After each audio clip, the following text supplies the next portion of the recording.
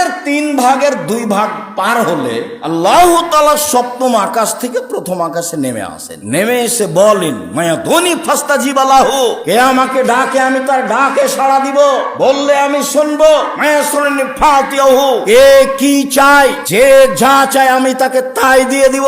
আলা কুল্লি শাইইন কাদির, তিনি সর্বশক্তিমান, সবকিছু করতে পারে। কে গাড়ি বাড়ি চায়, কে জমি জায়গা চায়, কে ছেলে মেয়ে চায়, কে বিপদ থেকে বাঁচতে চায়, যে যা চায় আমি তাকে সেটাই করে দিব।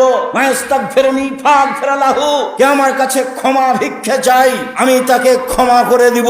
রাতের 3/2 পার হওয়ার পরে আল্লাহ তাআলা সপ্তম আকাশ থেকে প্রথম আকাশে নেমে এই কথা বলতে থাকেন। আর আমি দুর্ভাগ্য ব্যক্তি, রাত 2টায় ঘুমিয়ে টিভি বন্ধ করেছি, মোবাইল তো আছে আল্লাহর রাস্তায়। আপনি বাড়ির গার্জেন, বাড়িতে একবারে ধরে মেরে যে কারফিউ জারি আছে, কি 10টা 10:30টায় ঘুমাতে হবে। ব্যবসা বাণিজ্যের লোকেরা হিসাব নিসাব করে নয় 11টায় ঘুমাল। একবারে জরুরি ভাবে যারা পড়াশোনা করছে এ ব্যতীত যে কোনো মূল্যে ছেলে মেয়ে রাত 10টার পরে ঘুমিয়ে যাবে, এটা আপনাকে শক্তভাবে পদক্ষেপ নিতে হবে।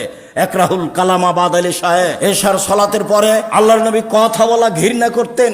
একরাহুল নাওমা কাবলার এশায়ে, এশার সালাতের পূর্বে আল্লাহ রাসূল ঘুমিয়ে যাওয়া ঘৃণা করতেন। এশার সালাতের পূর্বে ঘুমিয়ে যাওয়া ঘৃণা করতেন, এশার সালাতের পরে কথা বলা ঘৃণা করতেন।